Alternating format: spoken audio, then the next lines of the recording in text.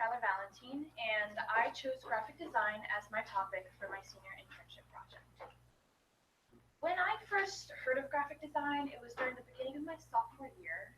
I originally wanted to take art because I was fascinated how some of my friends were able to create such beautiful pieces.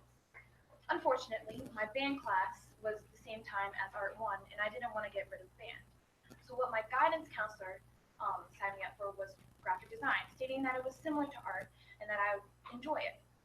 When I went into the class, I was confused because I was introduced to programs that I did not know how to work and understand. But as I went through the year, um, especially with help with my teacher, I learned that graphic design was so much fun. I loved working with programs, manipulating images to create a different image for all the lessons that I did, and also creating things by myself when I had the free time in that class.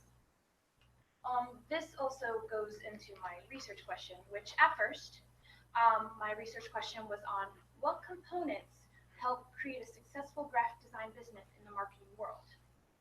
As I went through finding research and data, I realized that this research question didn't connect to me at all. It was really hard for me to go onto Google, look up some basic information, and finding scholarly articles to find and prove my research question as well as finding solutions. So I went back and I thought of what did graphic design do for me? How did it affect me in my life? And what I thought of was that after having my first graphic design course, I realized that I wanted to continue this because it was something new that I wanted to continue on. But then, unfortunately, I wasn't able to take the graphic design 2 class because those programs were taken off the curriculum the next year. So the research question that I got from that was that art programs, such as graphic design, is being cut largely because of budget cuts all across America. And due to that, many students are unable to take art programs because the programs aren't provided in their school. In this graph right here, about $80 billion was used for K through 12 funding in 2008, and by 2013, it went under $50 billion, and even to now is continuously decreasing. In this graph, this shows that where the funding specifically comes from for schools in general. As you can see, local as well as state revenue is the majority of the funding. This means that funding in general varies from state to state for schools. So with schools that come from states that have a large revenue, they're allowed to fund whatever programs they desire, from art to sports to any other programs. So that means that the kids can be able to experience these programs. Unfortunately, the schools in which have lower funding are unable to keep those programs up, which causes those programs to be cut, since the funding is needed for the necessary subjects that they are required to teach. With that, I asked a few of my friends that were in art programs, as well as my band teacher, what they did to accumulate the money that they needed to have that they didn't get from funding. My band teacher said that besides planning for the classes that he teaches, he spends the majority of his time finding fundraising things that not only produce as much money as possible, but that kids are actually actively going to do and get the money needed.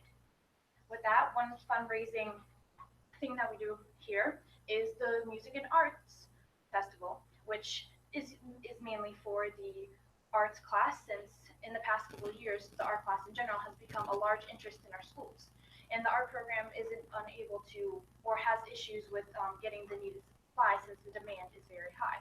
So not only does this this festival, fundraise enough money for them, but it also makes the community become more active and realize that people still want to do the arts, and that this is something that people want to do not just in their life now, but in the future, and that there are many talented people in our community who want to continue to grow and become even better as they learn more and more in whatever arts they decide. Now this comes to my first solution, which is to have across the nation equivalent of a STEM program for the arts. There have been a couple ideas, such as PERTICH, which is just a general idea from what I researched of how the arts in general help people with their learning, since about 33% of individuals are visual learners. The arts helps these individuals be able to learn the needed classes that they take, not only at a regular high school and like middle school level, but also in college. There was a program in California called Create, which is specific in making sure that there are art programs in schools as well as just in the community. But since it's only in just California, all the other states don't have something specific to help keep the arts in the school. My second solution is having libraries around the community purchase specific programs for graphic design like Adobe Illustrator and Adobe Photoshop, and if necessary, laptops and other equipment needed. And what people can do is they can sign up as members, and instead of paying the couple $100s or even thousands of dollars for the technology that they would need to have in order to work with these programs and create what they want, they can pay a reduced amount for whatever amount of time that they want, so that they can either like start working with a project and seeing if graphic design is something that they want to do, or just have it, so especially if they don't have enough money to pay for the original cost. And this is very important because as you can see, some Mac computers can go up to about $2,000 depending on what version you're getting. And as I said earlier, Adobe Illustrator is about $250 a year just to have it, and that's without any discounts.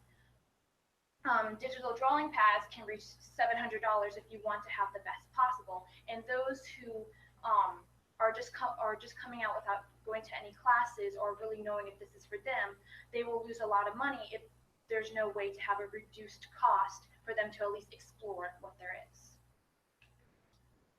For my internship, my mentor was Ms. Tabitha Daniels, who is a freelance graphic designer. She works at the Massanutten Technical Center as a 3D modeling teacher.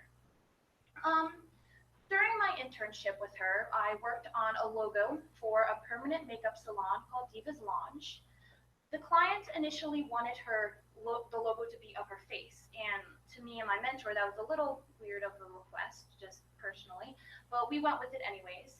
And my mentor taught me ways such as thumbnail sketching, looking for trends, as well as making sure that we're not copying any other logos, because that can lead to lawsuits, and that's messy in and of itself. And while making other logo designs so that she had a variety to look at.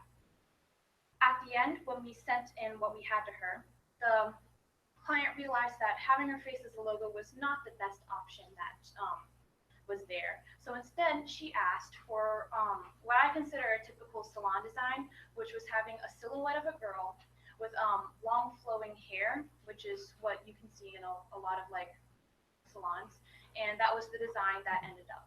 And at the end of the day, even though I thought that was a very like overused logo, what my mentor says is that at the end of the day, it's what the client wants.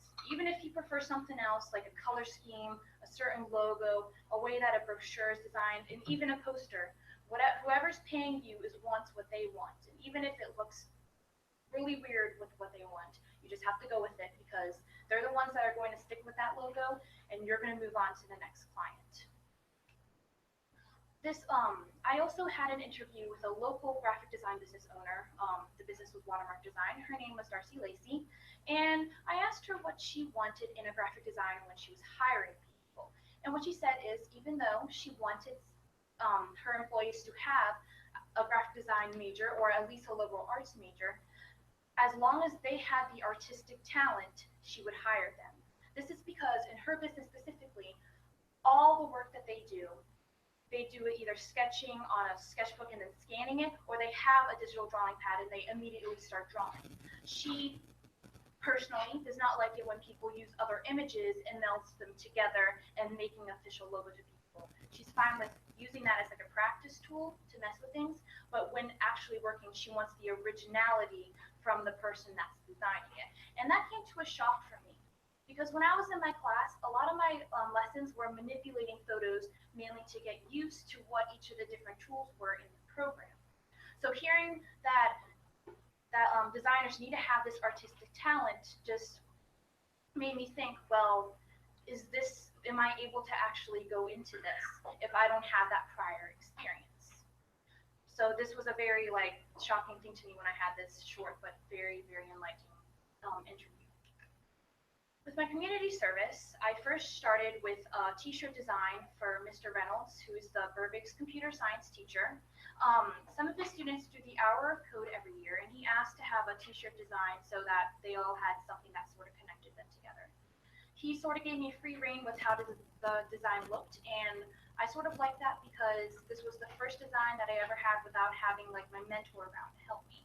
And since the overall idea was fairly simple, I was able to come up with these ideas right here. And when I sent them in for him to look at as well as the students, they were able to pick out without no issue. And it was this one, if I'm correct, right here.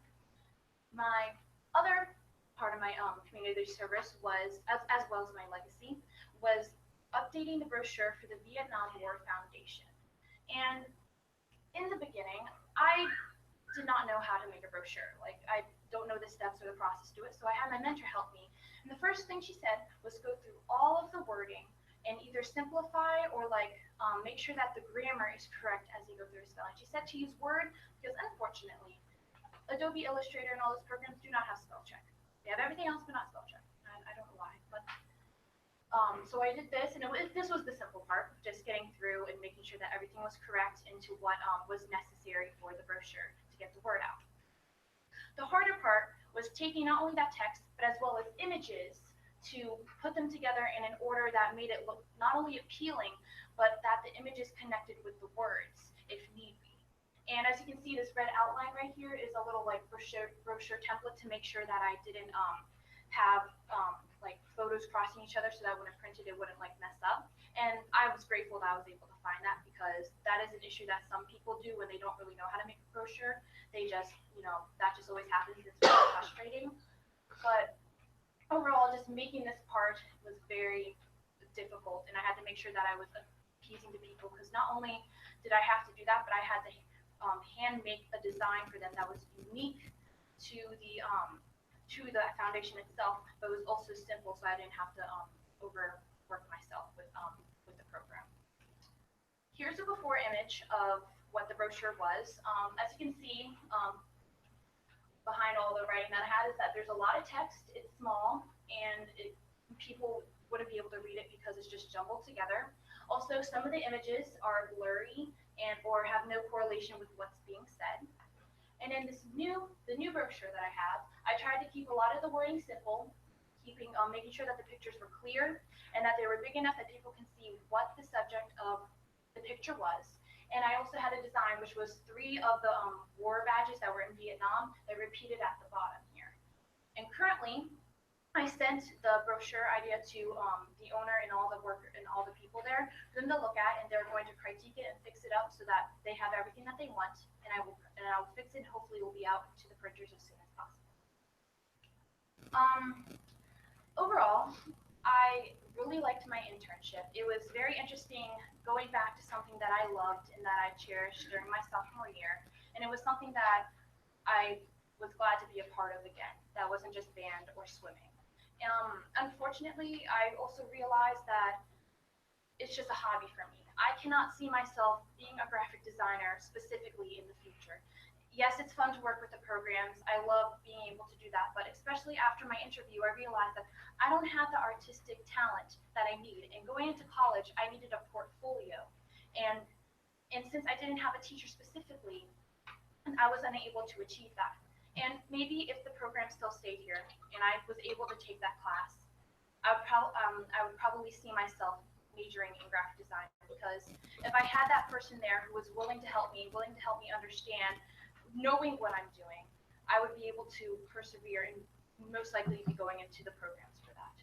My advice for future senior Burbigs is yes, choose a topic that you want, that you love, but make sure that that research question that you're looking for connects to you.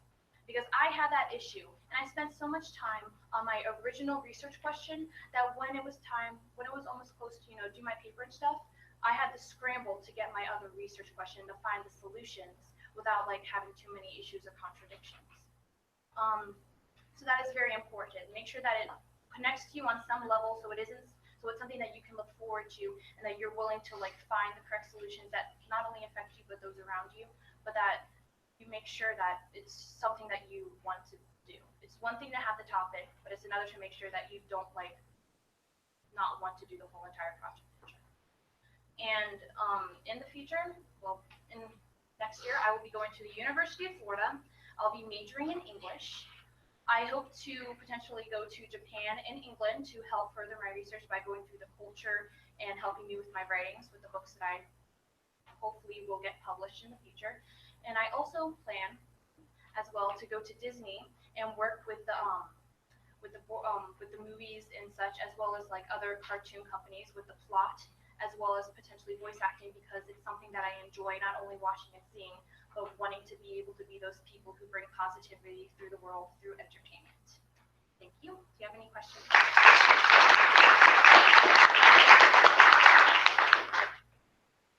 Yes. Can you provide a little more detail about your community service project? Like, what do you mean by that? Like, specifics, like what I did? Well, I mean, for my community service, since it was really hard for me to find some people specifically to like do stuff for, because usually when you do graphic design, it's a paid job, and a lot of people, especially close friends, assume that you can do the job for free. So with that in mind, that my mentor told me, I was a little hesitant about what I was supposed to do for my community service, but I was glad that I was able to find, Mr. Reynolds, and then as well as the foundation. And I specifically worked on Illustrator, and I would first talk to the people that I needed to talk to. I'd get what I needed for the information.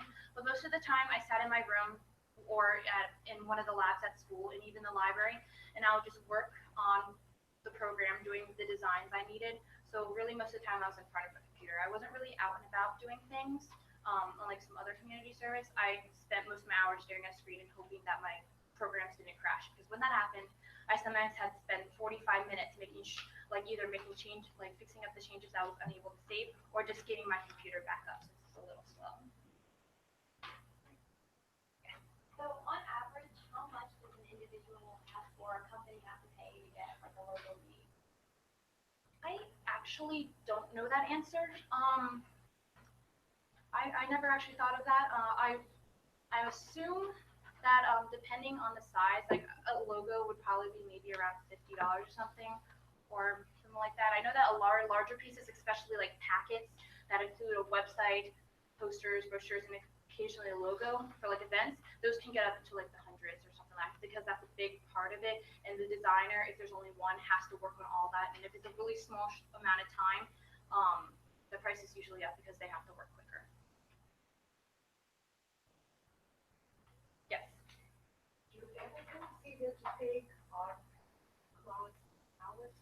Yes, and I was going to, which I said earlier, but since band clashed with Art 1 and I had to take the Art 1 before moving up, I wasn't able to, which is my regret. I wish that I took art in middle school, but I was so focused on making sure that I had French and French 1 done, and then I had band that I just pushed it aside. And if I could, go back again, I'd probably do art, because it's something that I really want to go in when it comes to